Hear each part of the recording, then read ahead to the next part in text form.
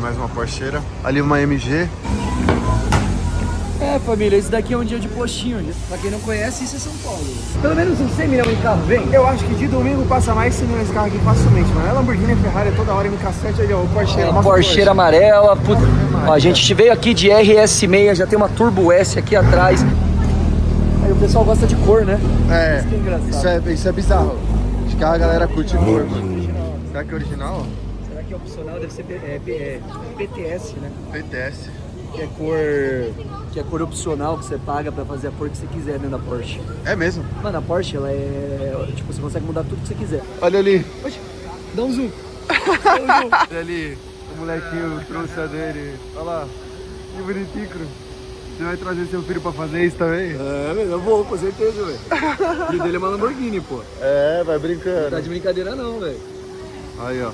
Potente. Bonitinho.